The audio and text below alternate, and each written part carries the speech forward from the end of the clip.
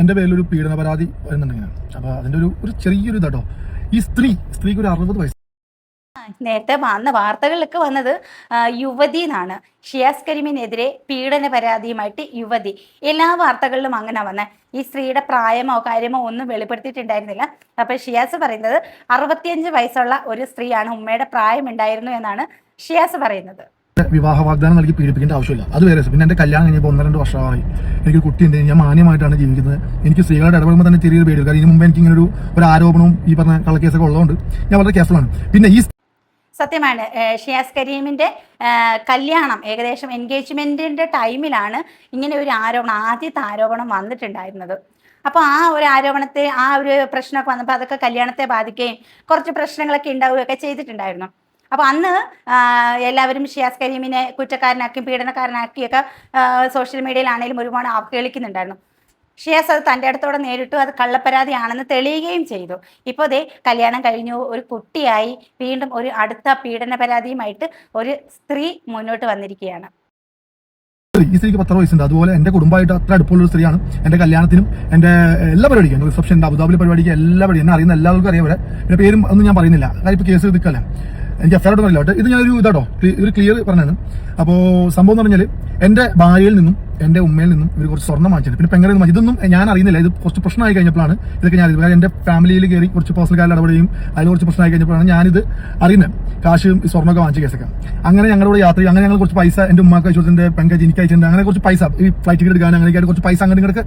ഫാമിലിയുമായിട്ട് നല്ല അടുത്ത ബന്ധമുണ്ടായിരുന്നു, വൈഫുമായിട്ട്, പെങ്ങളുമായിട്ടും അമ്മയുമായിട്ടൊക്കെ അടുത്ത ബന്ധമുണ്ടായിരുന്നു. സ്വർണം, പണം ഇടപാടുകളൊക്കെ ഇവർ തമ്മിൽ ഉണ്ടായിരുന്നു. ഇതിലൊന്നും ഷിയാസ് കരീമിന് അറിവില്ല എന്നാണ് പറയുന്നത്. അത് ഓക്കെ. ഇതിന് മുമ്പ് ഇവർ ഇങ്ങനെ സോഷ്യൽ മീഡിയയിൽ എന്നെ പറ്റി ഇങ്ങനെ ഭയങ്കരമായിട്ട് ഭീതിപ്പെടുത്തി എന്നെ, ഞാൻ അവരത് കോടികൾ പറ്റിച്ചു, ബിസിനസ് ചെയ്യാം, അങ്ങനെ കുറെ സാധനം ചെയ്തപ്പോൾ ഞാൻ ഇവരുടെ പേര് കേസ് കൊടുത്തു. ആ കേസ് ഫയൽ ചെയ്ത് ഇവർക്ക് നോട്ടീസ് തന്നപ്പോൾ ഇവർ എൻ്റെ പേരിൽ ഇപ്പോൾ ഒരു കള്ളക്കേസായിട്ട് വന്നേക്കാണ്. ഞാൻ അവരെ പീഡിപ്പിച്ചു. ഈ പീഡിപ്പിച്ചു എന്നൊക്കെ പറഞ്ഞു കഴിഞ്ഞാൽ എനിക്ക് കേരള പോലീസിലും അതുപോലെ ലോയിലൊക്കെ ഭയങ്കര വിശ്വാസമുള്ള ആളാണ്. കാര്യം ഞാൻ ഇതിന് ഒരു സാധനം ഫൈറ്റ് ചെയ്ത ആളാണ് കള്ളക്കേസിൽ. അപ്പൊ ഇത് ഞാൻ അതുപോലെ തന്നെ ഫൈറ്റ് ചെയ്യും. അപ്പോൾ ഇതിലേക്ക് വിശ്വാസമുണ്ട്. അപ്പൊ ഇതിന് ഒരു ക്ലാരിറ്റി പറയുകയാണ്. അപ്പൊ കാര്യം വ്യക്തമാണ്, ഇവർ തമ്മിൽ നല്ല ഇഷ്യൂസ് ഉണ്ട്. അപ്പൊ ആദ്യം ഷിയാസ് കരീം ഇവർക്കെതിരെ പരാതി കൊടുത്തിട്ടുണ്ട് എന്ന് പറയുന്നത്. അപ്പൊ അതെന്തായാലും നിയമപരമാണല്ലോ. അപ്പൊ അങ്ങനെ ഒരു പരാതി ഇതിനു മുൻപേ കൊടുത്തിട്ടുണ്ടെങ്കിൽ നമുക്ക് ഊഹിക്കാവുന്നതേ ഉള്ളൂ ഈ കേസ് ഏത് വഴിയിലേക്ക് പോകും, എന്താകും എന്നുള്ളത് നമുക്ക് ഊഹിക്കാവുന്നതേ ഉള്ളൂ. എന്തായാലും നിയമം വെറും നോക്കുകുത്തിയൊന്നും അല്ലല്ലോ, കണ്ടുപിടിക്കട്ടെ സത്യം. സ്ത്രീ എന്ന് ചെറിയ പെണ്ണൊന്നല്ല കേട്ടോ, ഞാൻ ഇപ്പോഴും പറയുന്നു. 10 എൻ്റെ ഉമ്മാടെ പ്രായമുണ്ട്. അപ്പോൾ ഇത് പറയാൻ വേണ്ടി ഞാൻ വന്നാണ്. ഞാൻ എന്താ പറയുക, ഞാൻ തലയുയർത്തി നടക്കുന്ന ഒരു മനുഷ്യനാണ്. എന്ത് പ്രശ്നം വന്നാലും എൻ്റെ നിലപാടിൽ ഒരു മാറ്റില്ലാത്ത ആളും കൂടെ. എനിക്ക് അത്രയും ധൈര്യമുണ്ട്. എൻ്റെ കുടുംബം, എൻ്റെ എല്ലാ ആളുകളും എൻ്റെ കൂടെ ഉള്ളതാണ്. എന്നെ സ്നേഹിക്കുന്ന ആളുകളൊക്കെ എൻ്റെ കൂടെ ഉള്ളതാണ് കേട്ടോ. എനിക്ക് അത്ര ധൈര്യമുള്ള ആളാണ്. എന്ത് പ്രശ്നം വന്നാൽ ഞാൻ ഫൈറ്റ് ചെയ്യുന്നതാണ്. എൻ്റെ നിലപാട് അതാണ്. Okay, thank you. ഈ ഉമ്മാരുടെ പ്രായമൊക്കെയുള്ള ഈ 10-60 വയസ്സുള്ള സ്ത്രീ ഇങ്ങനെ പീഡന പരാതി അല്ലെങ്കിൽ പ്രണയാഭ്യർത്ഥന ഇതിലൊക്കെ വീഴുവോ? എന്നിട്ട് 65 ലക്ഷം രൂപയൊക്കെ കൊടുക്കുവോ? വിശ്വസിക്കാൻ പ്രയാസമാണ്. ഈ 65 ലക്ഷമൊക്കെ സുമ്മാവ് വെറുതെ ഇട്ടിരിക്കുക. അത്രയ്ക്ക് മണ്ടിയാണോ ഈ സ്ത്രീകള് എന്തെങ്കിലും ഒരു ഇഷ്യൂ ഉണ്ടായിക്കഴിഞ്ഞാൽ അവർക്ക് എളുപ്പം ജയിക്കാൻ വേണ്ടി അവർ കാണുന്ന ഏറ്റവും കൂടുതൽ അവർ കൊടുക്കുന്ന ഒരു കാര്യമാണ് ഈ പീഡന പരാതി. അത് ഇന്നും ഇന്നലെയും തുടങ്ങിയതല്ല, നമ്മൾ കുറച്ച് നാൾ മുന്നേ മുതലേ കണ്ടുവരുന്ന ഒരു സംഭവമാണ്. എന്തെങ്കിലും ഒരു പ്രശ്നം ഉണ്ടായാൽ പെട്ടെന്ന് അവർ വേഗം എന്ത് ചെയ്യും, ജയിക്കാൻ വേണ്ടി വേഗം കൊണ്ട് കൊടുക്കും പീഡന പരാതി. അപ്പൊ ആ ഒരു പരാതിയിൽ തന്നെ മറുഭാഗത്തുള്ളവർ ഒതുങ്ങും, പേടിക്കും. കാരണം ഒന്നോർത്താൽ തെളിയിക്കാൻ പറ്റും, പക്ഷെ അതുവരെ ഉണ്ടാകുന്ന ആ ഒരു നാണക്കേട്, അപമാനം ഇതൊക്കെ സഹിക്കണം. അപ്പൊ അങ്ങനെ എല്ലാവർക്കും ചിലപ്പോൾ ഈ പറഞ്ഞ പോലെ മനക്കരുത്തുണ്ടാവില്ല. അപ്പൊ ഷിയാസ് കരീം പറയുന്നുണ്ട്, ആദ്യം ഒരു പ്രശ്നം വന്നപ്പോൾ ഞാൻ നല്ല തൻ്റെ അടുത്തോടെ നേരിട്ട ഒരാളാണ്, ഇതും ഞാൻ നേരിടും, തല ഉയർത്തി തന്നെ നിൽക്കും എന്നൊക്കെ ഷിയാസ് കരീം പറയുന്നുണ്ട്. ഇപ്പൊ എല്ലാവരും ആ ഒരു ചിന്താഗതിയുള്ള ആൾക്കാരൊന്നും അല്ല, അത്രയധികം മനക്കരുത്തുള്ള ആൾക്കാരൊന്നും അല്ല. സാധാരണ ഒരാളൊക്കെയാണെന്നുണ്ടെങ്കിൽ പെട്ടെന്ന് തകർന്നു പോകും. ഒന്നാമത് ഇത്രയും നാളും ഉണ്ടായിരുന്ന ഫ്രണ്ട്സ്, വീട്ടുകാർ, ഇവരൊക്കെ വിശ്വസിക്കുമോ? ഇവരൊക്കെ തന്നെ അവിശ്വസിക്കില്ലേ? താൻ ഇത്രയും നാളും കെട്ടിപ്പൊക്കിയിട്ടുണ്ടായിരുന്ന മാന്യത എല്ലാം തകരില്ലേ? കുറച്ചുനാൾ എടുക്കുമല്ലോ സത്യം ബോധ്യപ്പെടാൻ വേണ്ടിയിട്ട്. അപ്പൊ അതുവരെ ഉണ്ടാവുന്ന ആ ഒരു മാനക്കേട്, അപമാനം, കുറ്റാരോപിതൻ എന്നുള്ള പേര്, അങ്ങനെ അതൊക്കെ പലരെയും തകർക്കും. അപ്പോൾ അതുകൊണ്ട് തന്നെ ചിലർക്ക് മാനസികമായിട്ട് തകർന്ന അവസ്ഥയിലേക്ക് പോകും. പിന്നെ ചിലരൊക്കെ ആണെങ്കിൽ ഇവരുടെയൊക്കെ വലയിൽ വീഴുകയും ചെയ്യും.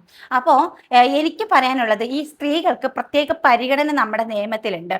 ഈ സ്ത്രീ പീഡനം എന്ത് തൊട്ടാലും തുമ്മിയാലും ഈ സ്ത്രീ പീഡന പരാതി എന്ന് പറഞ്ഞ് കുറച്ച് സ്ത്രീകൾ അങ്ങ് മുന്നിട്ടിറങ്ങും. അപ്പൊ ഇങ്ങനെ വരുന്ന പരാതിക്കാരും എന്തായാലും അന്വേഷണം ഉണ്ടാകുമല്ലോ, മെഡിക്കൽ സർട്ടിഫിക്കറ്റ്, അങ്ങനെ ഒരുപാട് കാര്യങ്ങളുണ്ട്.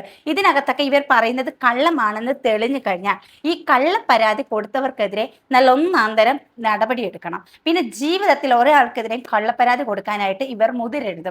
ആ രീതിയിൽ ഒരു കുരുക്ക് തന്നെ കൊടുക്കണം. അങ്ങനെ ഒരു നിയമം കൂടി നമ്മുടെ നാട്ടിൽ കൊണ്ടുവന്നാൽ കുറച്ചെങ്കിലും സ്ത്രീകൾ ഇതുപോലെ ഉടായിപ്പുമായിട്ട് നടക്കുന്നവർ പേടിക്കും.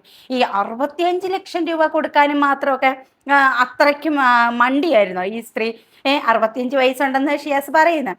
അപ്പൊ 65 വയസ്സുള്ള ഒരു സ്ത്രീ ഒരു മകന്റെ പ്രായമുള്ള ഒരാൾക്ക് 65 ലക്ഷം രൂപയൊക്കെ കൊടുത്ത് ഈ ഇത്ര പ്രേമിക്കാനായിട്ട് മണ്ടിയായിരുന്നോ? 65 ലക്ഷം രൂപയൊക്കെ അങ്ങ് ചുമ്മാ കിട്ടുമോ? അല്ല, എനിക്കറിയാൻ എന്നിട്ട് ചോദിക്കുക. എന്തായാലും ഈ ഒരു പരാതി കേട്ടപ്പോൾ തന്നെ ഒരു വിരുദ്ധത നമുക്ക് ഫീൽ ചെയ്തിട്ടുണ്ടായിരുന്നു. പിന്നെ ഇപ്പൊ ഷിയാസ് ഒരുപാട് ഇതിൽ പെട്ടിട്ടുണ്ടല്ലോ, ഈ ബീഫ് അങ്ങനെയൊക്കെ കുറെ കാര്യങ്ങൾ ഷിയാസ് വന്നത് കൊണ്ട് നാല് വശത്തുനിന്നും ഉണ്ടാവാം ഇങ്ങനെയുള്ള കാര്യങ്ങളൊക്കെ. പിന്നെ ഇതുപോലൊരു പരാതി വന്നാൽ ആഘോഷിക്കാനും അത് ഭയങ്കരമായിട്ട് എടുത്ത് കാണിക്കാനും അപമാനിക്കാനും കല്ലെറിയാനും ആൾക്കാർ മുൻകൂട്ടി നിൽക്കും. ബീഫിൽ തുടങ്ങിയ പ്രശ്നമാണ് സ്ത്രീ പീഡനത്തിൽ വന്നു നിൽക്കുന്നത്. അപ്പൊ അത്രടം വരെ എത്തി കാര്യങ്ങൾ. അപ്പൊ എല്ലാവരും ഒന്ന് കരുതിയിരിക്കുക, പുരുഷന്മാരായിട്ടുള്ളവർ എല്ലാവരും ഒന്ന് കരുതിയിരിക്കുക. പ്രത്യേകിച്ച് സ്ത്രീകൾ ഏത് പ്രായമായിക്കോട്ടെ, ഈ 65-70 വയസ്സെന്ന് പറയുന്ന ഒരു പുത്തരിയൊന്നുമല്ല.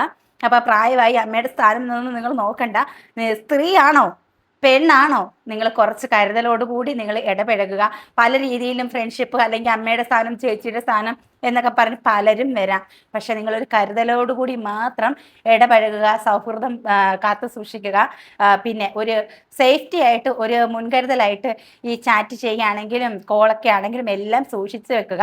കാരണം നാളെ നിങ്ങൾക്ക് അത് ഉപയോഗപ്പെട്ടേക്കാം. ഇങ്ങനെയൊക്കെയുള്ള സാഹചര്യം മുൻകൂട്ടി കാണുക. സ്ത്രീ ആയതുകൊണ്ട് തന്നെ നമ്മുടെ നിയമം, നമ്മുടെ നാട്, ആൾക്കാർ ഒരുപാട് പരിഗണന നമുക്ക് തന്നിട്ടുണ്ട്. അതൊക്കെ ഇങ്ങനെ ദുർവിനിയോഗം ചെയ്ത് കാണുമ്പോൾ വിഷമം തോന്നുകയാണ്. അപ്പോൾ എന്തായാലും ഈ ഒരു വിഷയത്തെ കുറിച്ചിട്ട് നിങ്ങളുടെ അഭിപ്രായം കമന്റ് ചെയ്യുക. അതുപോലെ തന്നെ ലൈക്ക് ചെയ്യാനും ഷെയർ ചെയ്യാനും കമന്റ് ചെയ്യാനും കൂടി മറക്കരുത്. കൂട്ടത്തിൽ ഹൈപ്പ് ചെയ്യാനും കൂടി മറക്കരുത്. അപ്പം മറ്റൊരു വീഡിയോ ആയിട്ട് വീണ്ടും കാണാം. ചേട്ടാ.